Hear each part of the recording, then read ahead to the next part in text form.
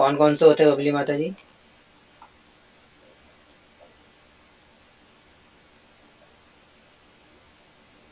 Recording बाद में करें, पर टेस्ट थोड़ा पूछ लेते हैं, इसका रिकॉर्डिंग करेंगे या कोई नहीं, रिकॉर्ड साफ करने दो। बबली माता जी, साधन भक्ति के दो प्रकार कौन कौन से होते हैं? हरे कृष्ण प्रभु जी प्रणाम। हरे कृष्णा, प्रणाम।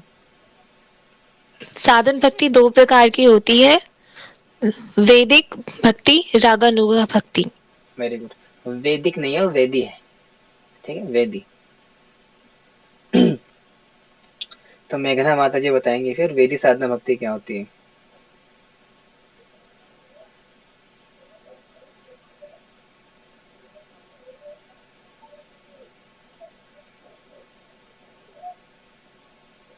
आकृति मरे चलेगी टेस्ट सुन के।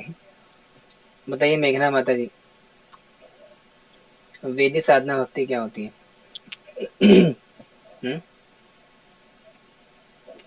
व्हाट इज वेदी साधना भक्ति?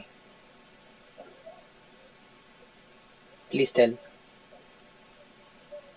क्या हुआ? आवाज आ रही ना मेरी? कुछ तो बोलो, हाँ ना?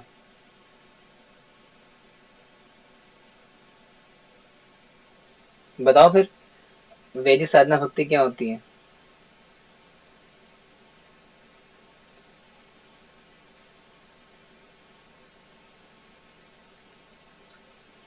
भाई क्या हो रहा है? बट खाना कुछ तो बोलो। नहीं आता मना करो, आता है बोलो। के पालन करना। नियम या विनियम का पालन करना, नहीं इतने से काम नहीं चलेगा, पूरा बताओ अच्छे से। माइक नहीं कौन कर सकते अपना आप?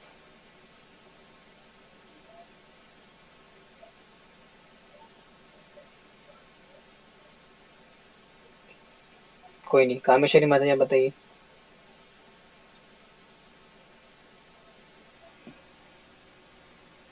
कामेश्वरी माता जी, वेदी साधना भक्ति क्या होती है? वैदिक वैदिक साधना भक्ति जो हम नियमित तरीके से करते हैं, मतलब जो भी हम अ, नियम के हिसाब से करते हैं उसे वैदिक साधना कहते हैं। नियम से करते हैं, जो हम नियम के अंतर्गत करते हैं उसे वैदिक साधना कहते हैं। बताइए मेघना माता जी बताइए। हरे कृष्णा प्रभु जी प्रणाम। हाँ। शास्त्रों के अनुसार नियमों और विनियमों को पालन करते हुए ईश्वर की जो आराधना की जाती है वो होती है। ठीक है। और रागानुगा भक्ति क्या होती है?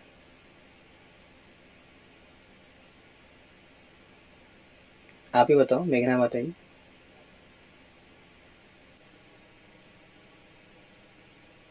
रागानुगा भक्ति क्या होती है?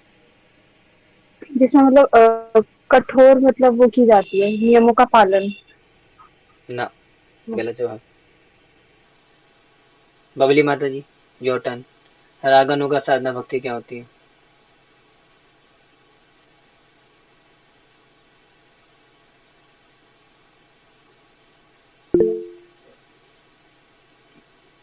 बबली माता जी, रागानुगा भक्ति।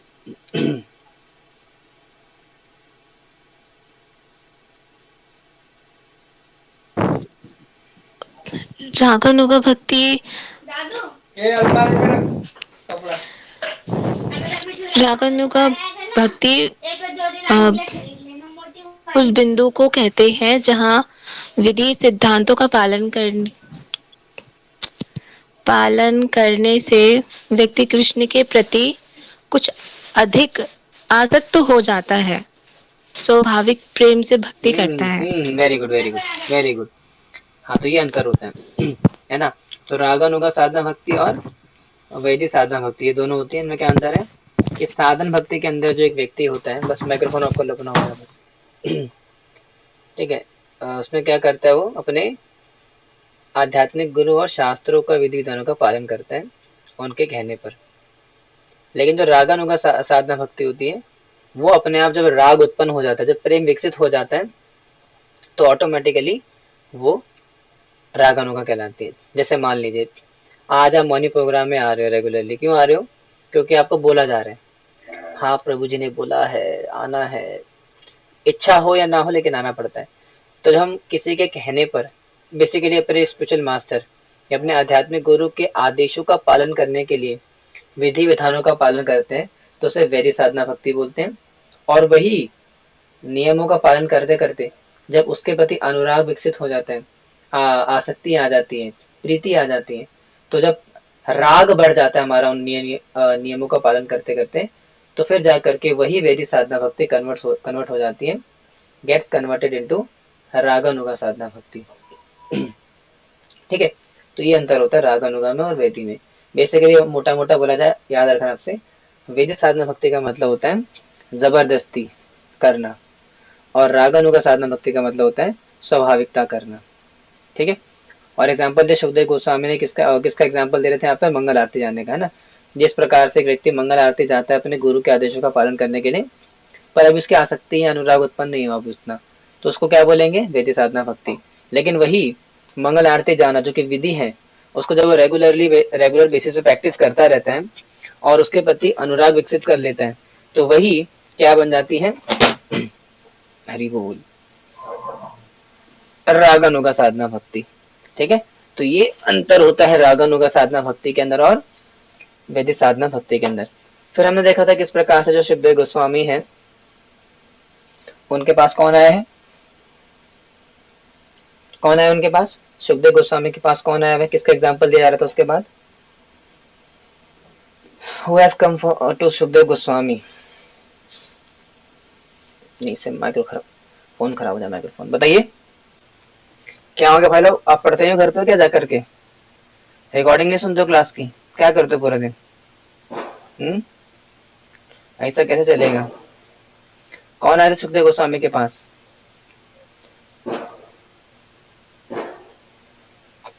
परीक्षित महाराज आए हैं ना। तो परीक्षित महाराज आए तो उनको क्या बोला उन्होंने कि आपकी जो शादी में मृत्यु होने वाली है, तो जनरली क्या होता है लोगों के अंदर मृत्यु का भय होता है, लेकिन आप क्या करो, भयभीत मत हो, और इस भय की स्थिति में क्या करो, आप श्रवण कीर्तन में ध्यान लगाओ, अपना भगवान का नाम रूप गुण लीला कीर्तन वगैरह पे ध्यान लगाओ। इस प्रकार समझाने का प्रयास किया था। कोई बात नहीं, जब टेस्ट होगा तो समझ में आ जाएगा, टेस्ट में देख लेंगे। ठीक है।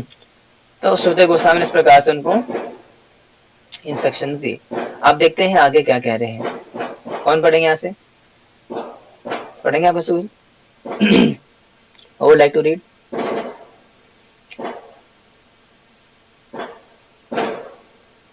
पढ़िए। अतः सुखदेव गोस्वामी ने, पढ़िए, कौन पढ़ेगा?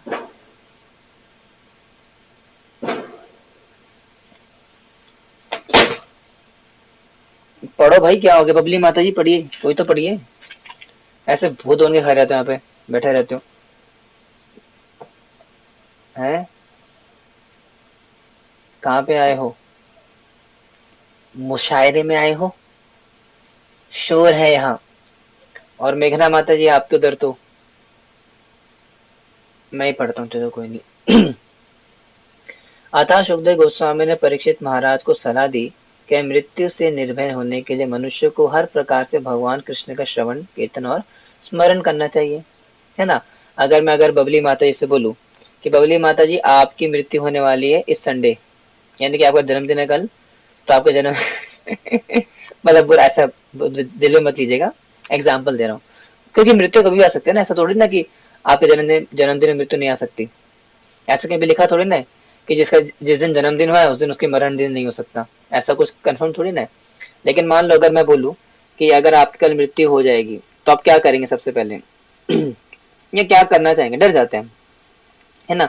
डर जाएंगे, घबरा जाएंगे और कांपने लगेंगे, और सारी बातें याद आएंगी कि मेरे दोस्त को मैंने जो है बहुत उस दिन बुरा भला बोला था, चलो उससे माफी मांग लेती हूँ, या मुझे किसी से अपने दिल की बात करनी थी, वो लड़का बहुत याद आता है, तो अपने दिल की कुछ कहने, दिल की बात।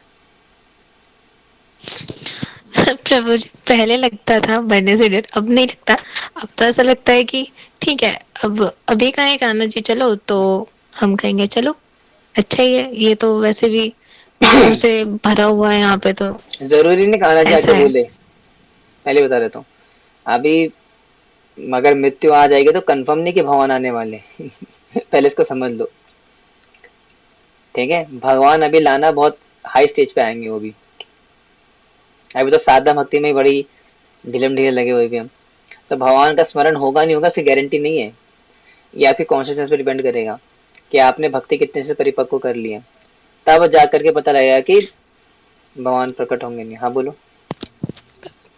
प्रभु जी, आपने कहा था ना कि हर चीज में श्री कृष्ण को शामिल कर लो, उठते बैठते खाते पीते छींक भी आती है तो भी हम उनका ही नाम ले, तो वैसे ही है। तो जब कोई भी थोड़ा सा भी कष्ट होता है तो उन्हीं का नाम लेते हैं।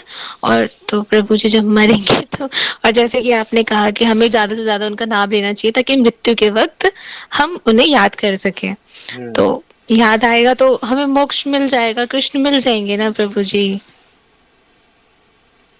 कुछ कह नहीं सकते, अगर अगर क्या बता तो देखो कुछ ऐसा कह भी नहीं सकते कि याद आएगा नहीं आएगा, क्योंकि ना मृत्यु जब आती है तो 50,000 बिच्छू के काटने का दर्द होता है, भागवतम में बताती है चीज। 40,000 है कि 50,000, यानी कि 40,000 बिच्छू जब एक साथ काटते हैं तब जितना दर्द होगा उतना मृत्यु के समय होता है। वात पित्त कफ से गला पूरा भर जाता है, ठीक है। तो गारंटी नहीं इस बात की कि स्मरण होगा नहीं होगा, इसलिए साधन करते हैं हम। क्योंकि अगर भगवान ना करे मतलब भगवान के क्या करेंगे इसमें, अगर मान लो एंड समय में अगर भगवान का स्मरण नहीं हो पाता किसी भी कारण से, तो हमने जो पूरे जीवन भर भगवान की सेवा करी भक्ति करी है तो वो एंड में काम आती है, तो भगवान खुद हमारे स्मरण में आ जाते हैं। हम भगवान को भले स्मरण कर ना पाए लेकिन भगवान हमारे स्मरण में खुद आ जाते हैं। तो इसलिए विधि का पालन इसलिए करना जरूरी भी है।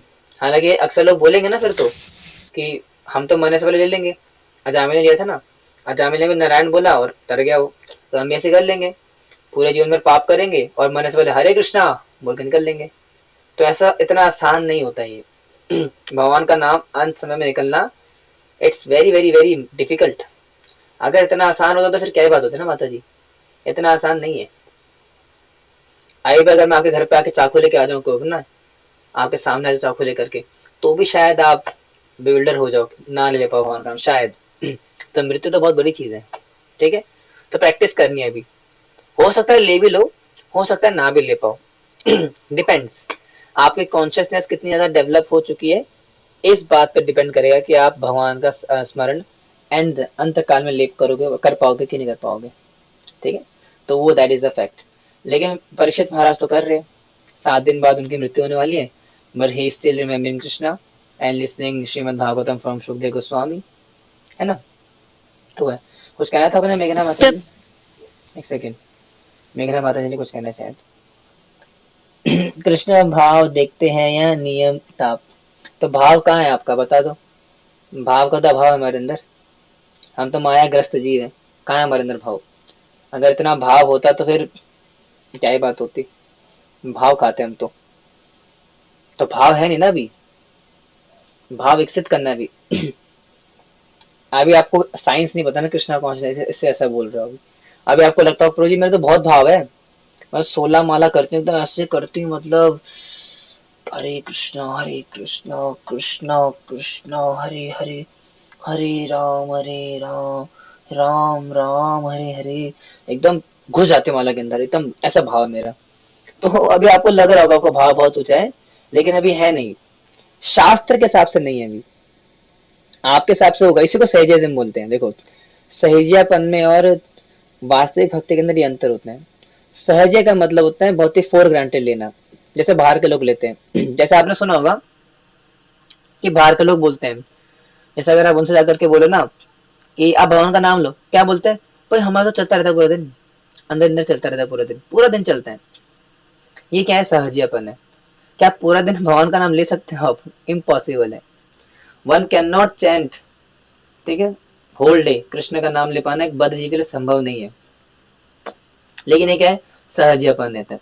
आप वृंदावन जाओगे, कई सारे बाबा जी लोग मिल जाएंगे आपको गोपी ड्रेस पहनते हुए, है ना, लिपस्टिक लगाते हुए, दाढ़ी हैंगी साथ में, दाढ़ी के साथ साथ लिपस्टिक लगाते हैं, और पर लंबे बाल रख लेंगे, साड़ी पहनेंगे, गोपी ड्रेस पहनेंगे, है ना, हाथ में इतने लंबे चौड़े बाल उनके, और शरीर एकदम काला शरीर लेकर घूमते हैं, कहते हैं अपने को गोपी भाव कहते हैं वहां की गोपी है। तो भाव हमारे, हमें लगता है हमारा ऊंचा, लेकिन अभी है नहीं उतना भाव। शास्त्र के हिसाब से नहीं है। तो भाव को विकसित करने के लिए साधना कर रहे हैं ताकि भाव आ जाए, ठीक है। तो वो चीज है, आगे बढ़े। हाँ, तो परीक्षित महाराज को कह रहे हैं यहाँ पे, कौन कह रहे, शुद्ध गोस्वामी कह रहे कि आप क्या करो, श्रवण कीर्तन करो। मरने वाले हो ना, आपकी मृत्यु आने वाली है, तो मृत्यु आने से पहले क्या करते हैं, श्रवण कीर्तन करना चाहिए। इसलिए अगर आप भी देखो, अगर आपको कभी कोई मृत व्यक्ति मिलता है, मान लो कि आपकी फैमिली किसी डेथ होने वाली है, मतलब भगवान ना करे, मतलब क्या करे, होगी होगी, भगवान करे ना करे क्या फर्क पड़ता है, होगा ही होगा, ये सत्य है। मान लो कि आपके किसी फ्रेंड की मृत्यु हो रही है, या घर में किसी की मृत्यु होने वाली है या हो रही है, तो आपको भी क्या करना है, आपको भी उनके पास जाकर के उनको भगवान का नाम सुनाना है, श्रवण कराना है, कीर्तन कराना है। हमारी क्लास में लेकर के आना, ऑनलाइन क्लास में ठीक है। तो भगवान का श्रवण कीर्तन करेंगे, भक्तों का संग करेंगे, तो ही और she will get liberated. Liberated तो नहीं, मतलब उनको कुछ स्वीकृति मिल जाएगी, जानवर बनने से बच जाएंगे। तो इसलिए आप इस सेवा भी कर सकते हो। अगर आपके घर परिवार में कोई मरने वाले हैं, तो उनको ना हरि नाम दीजिए, आप उनको कीर्तन कराइए। हालांकि बहुत मुश्किल होगा उनके लिए लेना, लेकिन ये आपकी सेवा, ये करुणा है, that is called the real compassion, है ना। और यही कंपैशन के बारे में तो गोपियां भी बताते हैं अपने गोपी गीत के अंदर, क्या बोलती है कि तव कथामृतम तप्त जीवनम कविभिरीडितम कल्मषापहम श्रवणमंगलम श्रीमदाततम भुवि गिरन्ति ये भूरिदा जना। तो भूरिदा जना, तो तब कथामृतम तप्त जीवनम, तो इस संसार में जो तपते हुए जीव है ना, इनको क्या करते हैं, तव कथामृतम, आपकी कथा का अमृत पान कराते हैं। कौन कराते हैं, भुवि गिरन्ति ये भूरिदा जना, भूरिदा जना जो कि आपके भक्त है ना, वो कराते हैं। तो आपकी जिम्मेदारी है, ठीक है, तो इसको करना चाहिए, इट्स अ गुड थिंग, ठीक है। आगे कह रहे हैं कि सर्व आत्मा का अर्थ है सबका परमात्मा। कृष्ण को ईश्वर भी कहा गया है, अर्थात वह परम नियंता जो सबके हृदय में स्थित है।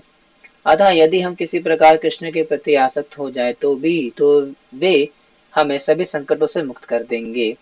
भगवत गीता में कहा गया है कि जो कोई भगवान का भक्त बन जाता है वह कभी पराजित नहीं होता, है ना। भक्त का क्या था कि नामे भक्त्या परिष्यति, है ना, स्वल्पम से धर्म से त्रायते महतो भयात, है ना। तो उनका कभी क्षय नहीं होता, भगवान ने गीता के अंदर बोला है। तथापि अन्य लोग सदैव पराजित होते रहते हैं, जैसे कि बाहर वाले लोग जो कि भगवान की भक्ति नहीं करते, भगवान का भजन नहीं करते, तो हमेशा क्या है, माया से पराजित होते रहते हैं और रोते पिटते रहते हैं। पराजित का अर्थ है कि इस मानव जीवन को पाकर भी व्यक्ति जन्म मरण के चक्रव्यूह से बाहर नहीं आ पाता और इस प्रकार अपना स्वर्णिम अवसर गंवा देता है। ऐसे व्यक्ति को यह पता नहीं चलता कि प्रकृति के नियम उसे कहाँ फेंक रहे हैं, ठीक है जी। तो वो व्यक्ति जो कि भगवान की भक्ति नहीं कर रहा, भगवान का भजन नहीं करता, तो उसको माया समझ में नहीं आती जनरली, क्योंकि उसको समझ में नहीं आता किस प्रकार से प्रकृति है उसको फेंक रही है इधर से उधर। जैसा आपने कभी प्रीचिंग करी है, कभी आपने किसी डिवोटी को जा करके, नॉन डिवोटी को जा करके कभी कृष्ण नाम का उपदेश दिया है आप में से कभी किसी ने? हाँ, आप देना शुरू कर देना, अगर नहीं दिया अभी तक तो देना शुरू करो, बाहर जा करके प्रीचिंग करो, ठीक है। और जब आप प्रीचिंग करोगे तो क्या होगा, अपना जब उनको बोलोगे ना कि ना आप भगवान का नाम लीजिए, संसार में बड़े दुख है, कष्ट है, माया, तो ना उसको लोगों माया समझ में नहीं आती। अगर आप किसी को जाके बोलोगे कि संसार तो माया है, माया का बना है, तो लोग बोले माया है, माया को, माया क्या, माया तो हमारी पड़ोसन है, इतनी सुंदर है देखने में, एकदम पटोला, क्या बात करते हो, अभी माया कहाँ है, संसार इतना बढ़िया है, इंजॉयमेंट की बनी जगह है ना, घूमना है, फिरना है, नाचना गाना, और आप क्या कह रहे माया, संसार दुखा ले, लोग एक्सेप्ट नहीं कर पाते।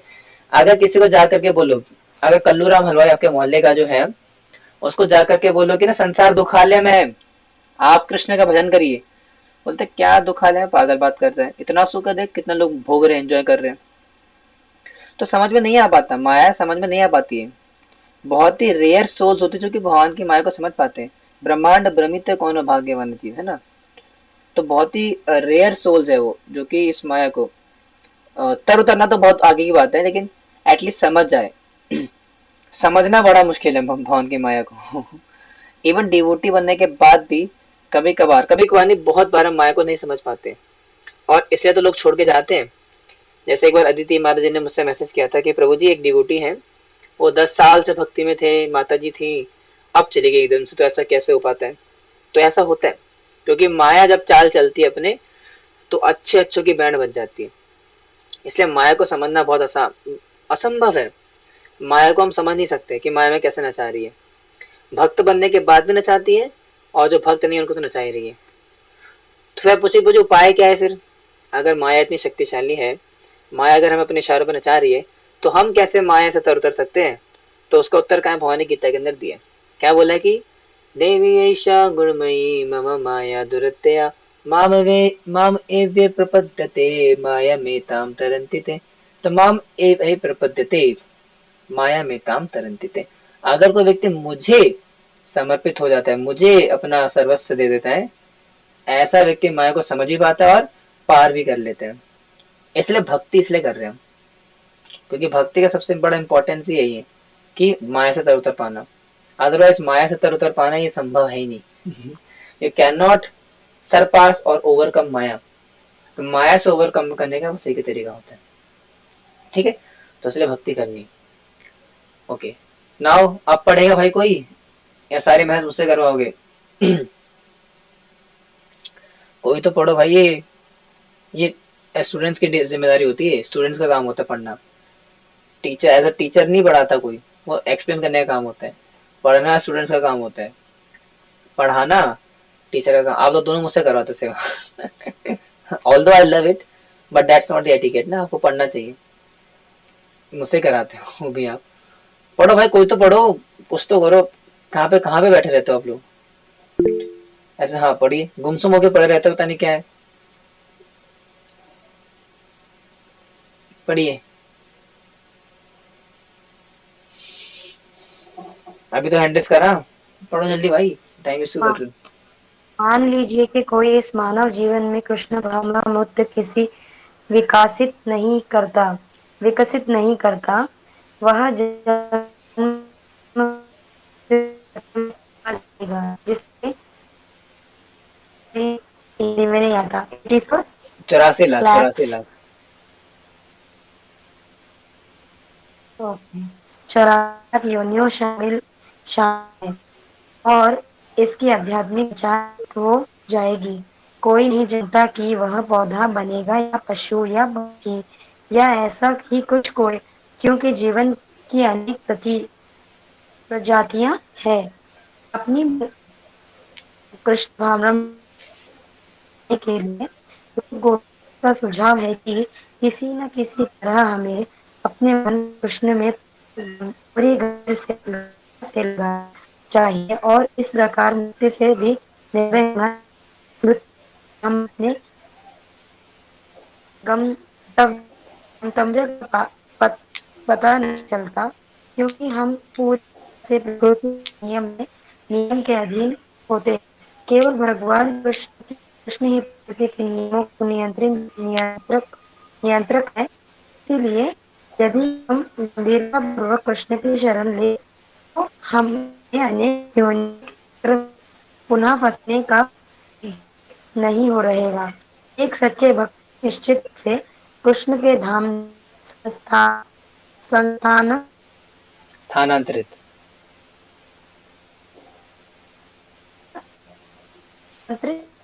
स्थानांतरित किया जाएगा, जैसा कि भगवत गीता में कहा गया है। भगवत गीता में कहा है। ठीक है, तो क्या कह रहे हैं यहाँ पे कि मान लो कि जैसा बबली माता जी ने बोला, या शायद मेघना माता जी ने बोला था कि प्रभु जी भाव जो कुछ बात हो रही थी, तो यहाँ पे उसी एग्जाम्पल दे रहे हैं कि मान लो कि अगर कोई व्यक्ति ने भक्ति करी, लेकिन वो पूरी तरीके से भाव विकसित नहीं कर पाया, यानी कृष्णा कॉन्शियसनेस को अपनी 100% तक नहीं लेके आ पाया, तो वह जन्म मृत्यु के चक्कर में फंस जाएगा। ठीक है, अगर कोई व्यक्ति कृष्ण भावना में को विकसित नहीं कर पाता, तो फिर से पुनरपि जननम पुनरपि मरणम हो जाएगा। तो 84 लाख योनि में वापिस आ जाएगा वो। ठीक है, और क्या बनेगा वी डू नॉट नो। इसलिए बोला जाता है कि जब कृष्ण भक्ति कर रहे हैं तो पूरी गंभीरता से करिए और फोकस के साथ करिए। टाइम पास करिए मत, टाइम पास करने मत आइए। टाइम पास करने वाले जो इंस्टाग्राम वाले हैं कर ही रहे हो, और वो नरक जाने ही वाले हैं। ठीक है, बताना मत किसी को बुरा लगेगा उनको। ठीक है, अगर ऐसे कोई इन्फ्लुएंसर आपको मिले जो कि इंस्टाग्राम पे नकली भक्ति दिखाते हैं और उनको हमें पास ले आओ, हम सेवा में लगा देंगे उनको, हमें चाहिए इन्फ्लुएंसर्स यहाँ पे, क्रिएटर चाहिए यहाँ पे अपने चैनल को ग्रो करने के लिए। तो अगर कोई अगर आपको मिले इंस्टाग्राम पे, मिले कहीं मिले, तो उसको डीएम कर देना कि hi Hare Krishna, I am मेघना from Prabhupada Ashray, kindly collaborate with us and serve with us. उनको कुछ सुकृतियाँ मिलेंगी और भक्ति क्या जाने का मौका मिलेगा। खामा में अपनी जो है फालतू चीजों में लगे पड़े तो इसी बहाने सेवा कर लेंगे, है ना। तो कहने का मतलब क्या है कि अगर आप पूरी तरीके से कृष्णा कॉन्शियस नहीं हो पाते तो फायदा नहीं है। फिर फायदा है लेकिन जैसा भी बात है ना, अगर आपको 1 करोड़ रुपए मिल रहे हो, जैसे मान लो मेघना माता जी की 1 करोड़ रुपए की लॉटरी लग गई, उन्हें चमको लॉटरी में से लॉटरी का टिकट खरीदा और मुझे बोला कि प्रभु जी मैंने ना लॉटरी का टिकट लिया है और बस एक बार लग जाए बस, फिर आपको तो ऐसे लात मार के फेंकूंगा सर, आपके ऐसे 10 लेके आऊंगी, आपके जैसे रहने तो 36 आएंगे आपके पास। अरे क्या फिर आप मान लो ऐसा हो जाता, अहंकार आ जाता है।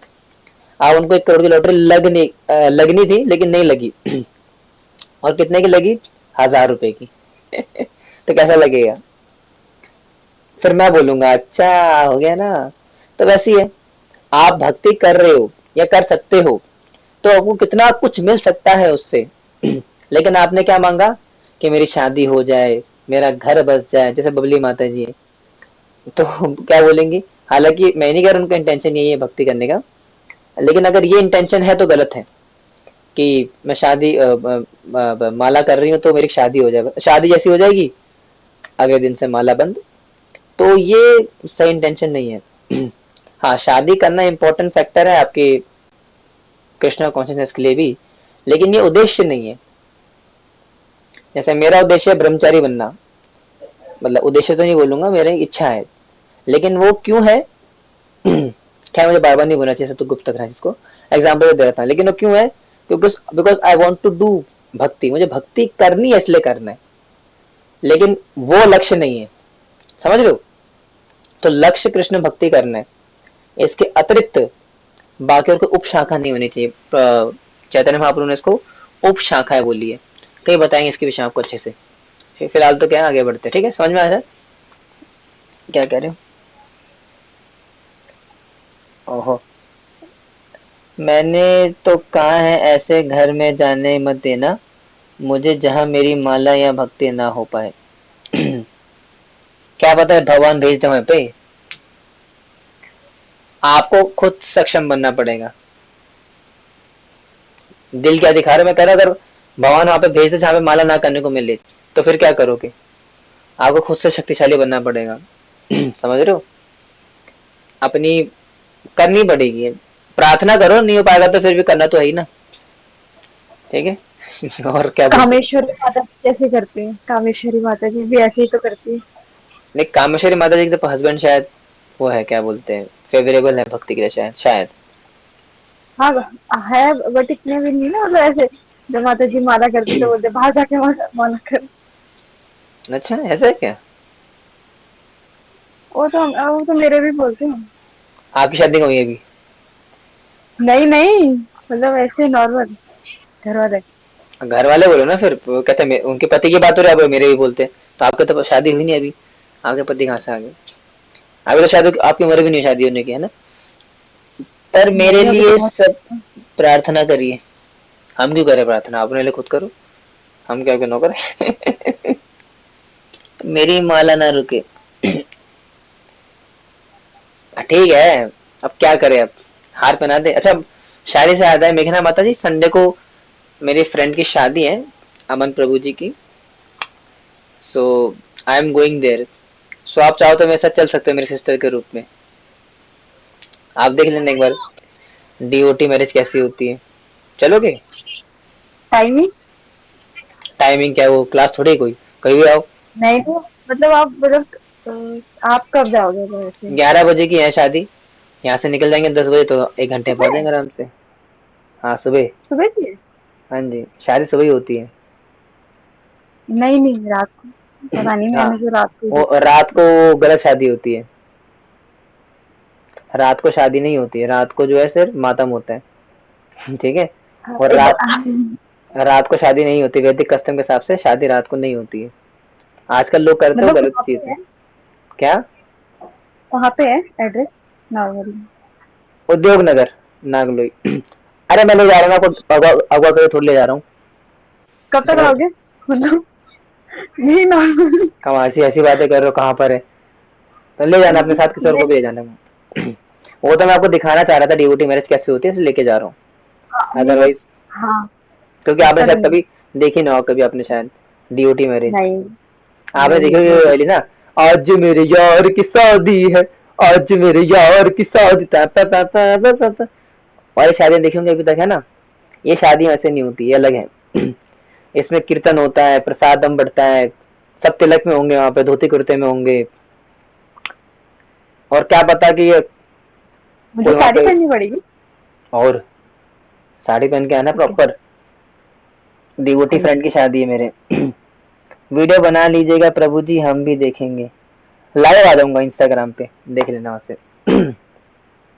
ठीक है, लाइव आ जाऊंगा, लेकिन शायद ना भी आ पाऊँ, क्योंकि वहाँ पे मेरे को ऐसा कीर्तन मेरे को इनवाइट किया गया है, तो शायद मैं कीर्तन में रहूँ। इसलिए मेघना माता जी को लेके जा रहा हूँ कि शायद वो वीडियो बना ले, क्योंकि मैं कोरस में अपने प्रभु जी, मेरे फ्रेंड है राम प्रभु। मैं इंस्टा यूज नहीं कर रही अभी। हाँ, तो मेरे फ्रेंड है राम प्रभु, तो मैंने बोला प्रभु जी आप भी आइए कोरस में मेरे साथ गाइएगा। तो देखते शायद क्या मुझे शायद गाना पड़ जाए, तो इसलिए मेघना माता जी को साथ लेके जाना चाहता हूँ, ताकि वहाँ पे देख भी ले, एक्सपीरियंस भी ले ले साथ में, और जो है आप सबके लिए शूटिंग वगैरह भी कर ले। और अगर मौका लगा तो बबली माता जी की बात करके आ जाएंगे एक बार। है ना? मतलब हाँ, तो अब हमारी अपनी प्रभात आश्रय की माता जी, उनके लिए कर देंगे, क्या दिक्कत है मेघना माता जी? आप थोड़ा बात करके आ हाँ सकते अभी, हैं? हाँ मैं ढूंढ दूंगी, फिर आप जाके बात कर लेना, आप बड़े हो ना। अरे तो मैं कन्यादान थोड़ी करूंगा मैं, आप बात कर लेना ऐसी फ्रेंडली, बातों ओके। बातों में निकाल लेना कि हमारी एक माता जी है, बबली माता जी, वो अच्छी है, माला करती है, अच्छी तो साथ भी अच्छी अच्छी तो रहती अच्छी तो खैर वो है कि नहीं, बात की बात है। इतना बोला है। डिवोटी है, ठीक है डिवोटी है, और सीख रही है अभी, भक्ति कर रहे हैं, सीख रही है। और आप शादी करना चाहती है, मतलब ऐसा मत बोलो शादी करना चाहती है, मतलब शी इज उम्र हो लुकिंग, गई है, उम्र घर भी, वाले ढूंढ रहे हैं। घर वाले ढूंढ रहे शादी के लिए, तो काइंडली रिकमेंड समवन। क्योंकि ओके। शादी में तो ऐसा होता ही है ना, कि शादी में कोई ना कोई तो, मतलब बाहर की हाँ शादी में तो ऐसा होता करवाने। ही है। है हाँ ना? हो सके तो माता जी के फोटो लेकर के चले आना, दिखा देना कि ये माता जी हैं, और इनसे देख लीजिए कुछ अगर बन पाता है तो। माता जी से पूछ तो लो पहले प्रभु जी। माता जी ने तो जिम्मेदारी मेरे को दी हुई है, बोला प्रभु जी आप ढूंढो मेरे लड़का। हालांकि मैं कहाँ से लेके आऊँ भाई मार्केट से, ठीक है। तो देख लेना कोई अगर मिल जाता है तो। अपनी गर्ल्स फोरम में बातें करो, अपनी गर्ल्स फोरम में पता करो, और वैसे ही पता करो कि एक माता जी हमारी, मेरी फ्रेंड है, बड़ी फ्रेंड है, तो उनके लिए देख लीजिए कोई बढ़िया सा। यूट्यूब पे भी जाएगी वीडियो, तो शायद यूट्यूब से कोई रिस्पॉन्स आ जाए। रिकॉर्डिंग होगी सारी। बड़ी मुश्किल से मनाया है घर वालों को। घर वालों को, हाँ ठीक है ना, हो गया। ठीक है, आगे बढ़े अब, थोड़ा आगे पढ़ लेते फिर, और है ना, शादी वादी तो होती रहेगी, है ना? शादी ब्याह का मामला तो अलग है, पढ़ना भी जरूरी है ना। नहीं तो सारा ध्यान चलेगा। पढ़िए आगे, पढ़, कौन पढ़ेगा पद्म पुराण में? पढ़ेंगे कोई आप में से?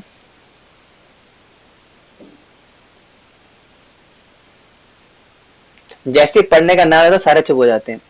अभी जैसे ही बोलूंगा कुछ इधर उधर की बात, सबके मुंह खुल जाते हैं। जैसे ही बोलता हूँ पढ़ने के लिए, सब चुप हो जाते हैं भाई, ये क्या बात हुई? अरे भैया पढ़ो। पद्म पुराण में भी यही प्रक्रिया बताई गई है। वहाँ कहा गया है कि व्यक्ति को सदैव भगवान विष्णु का स्मरण करना चाहिए। इसे ध्यान करते हैं सदैव कृष्ण का स्मरण। कहा गया है कि व्यक्ति को अपना मन भगवान विष्णु पर केंद्रित करके ध्यान करना चाहिए। पद्म पुराण में कहा गया है कि व्यक्ति को ध्यान द्वारा सदैव भगवान विष्णु के स्वरूप पर अपना मन केंद्रित करना चाहिए और इन्हें किसी भी क्षण नहीं भूलना चाहिए। और चेतना की इस अवस्था में समाधि हाँ, इसको चेतना की मार्क इस कर लो, अवस्था ठीक है, को समाधि कहते हैं। इसका नोट कर लो, शायद आपके टेस्ट में आ जाए। ठीक है, समाधि क्या होती है इसका उत्तर दिया यहाँ पे, तो आपके टेस्ट में आ सकता है, नोट कर लो। क्या है समाधि का मतलब?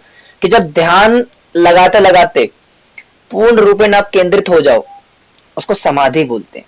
जैसे मान लो कि अगर मैं माता जी को बोलूं, आकृति माता जी को बोलूं कि माता जी आपको शाहरुख खान पे ध्यान लगाना है, ठीक है, आकृति माता जी को फोटो दूंगा शाहरुख खान की और बोलूंगा माता जी आपको इनके ऊपर ध्यान लगाना है, और माता जी क्या करेंगे, ध्यान लगाएंगे एकदम फोकस के साथ, ध्यान लगाते लगाते लगाते लगाते पूरी गुम हो जाएंगे उनके ऊपर, उसको समाधि बोलते हैं।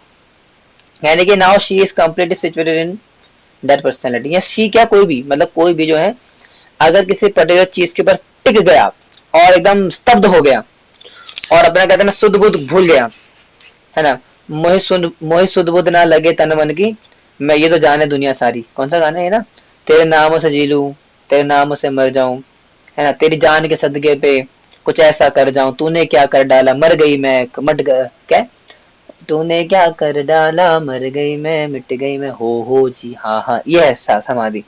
ठीक है, आप समझ में आ गया होगा। एंड लास्ट पैराग्राफ करते फिर फिनिश करेंगे इसके बाद। ठीक है, तो सिर्फ समाधि समझ में आती है। अगला पढ़िए क्या है इसके, कोई और पढ़ेंगे आप में से, कोई और last paragraph, last two paragraph basically.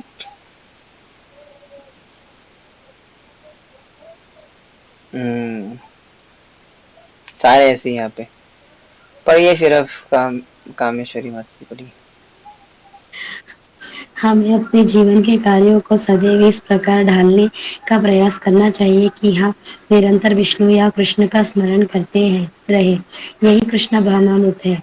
चाहे कोई अपने मन को विष्णु के चतुर्भुज रूप पर एकाग्र करे या द्विभुज कृष्ण के रूप पर, बात एक ही है। पद्म पुराण का सुझाव है किसी न किसी प्रकार सदैव विष्णु का चिंतन करो, किसी भी परिस्थिति में हाँ उन्हें देखा, इसलिए मैंने आपसे भूले कहा था, बिना।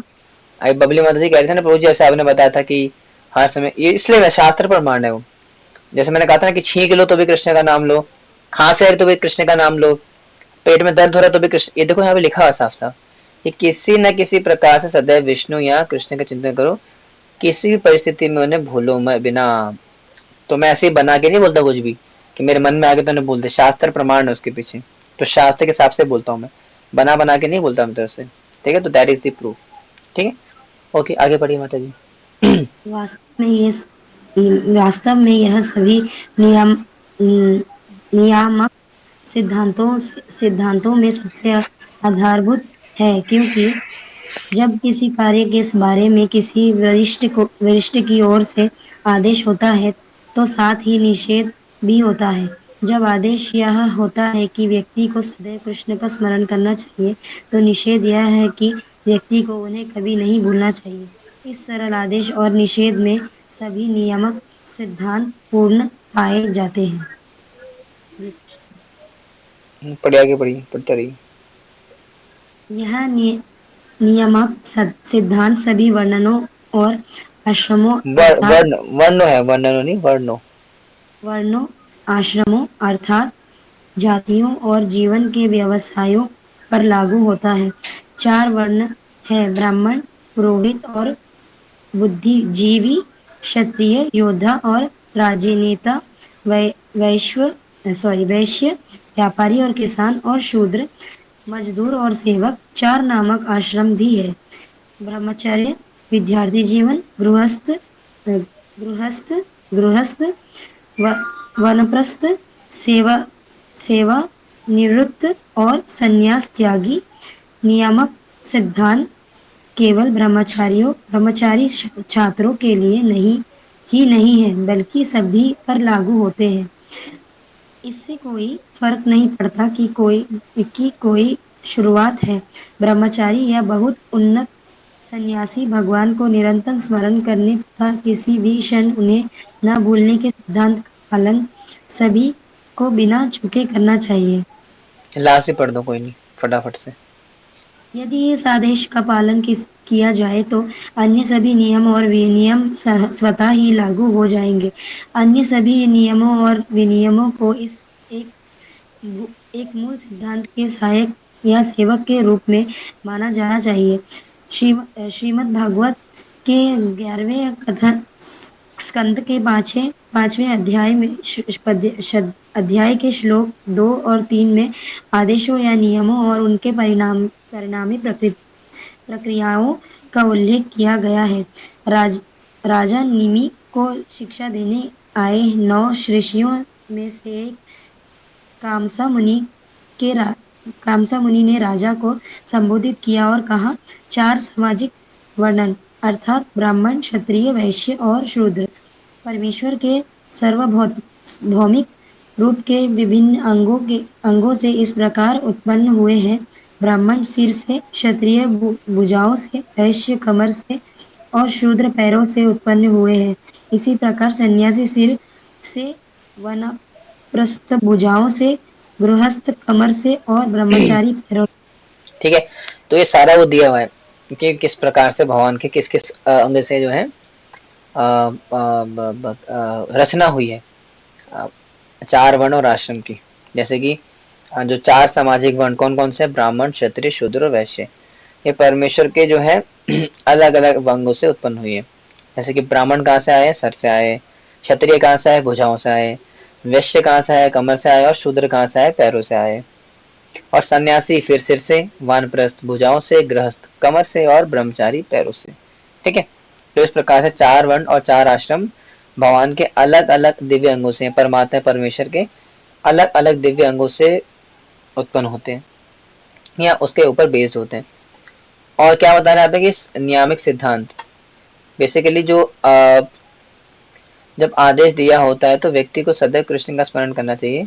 तो निषेध यह है कि व्यक्ति उन्हें कभी ना भूले। इस तरह आदेश को निषेध में सभी नियामक सिद्धांत पाए जाते हैं।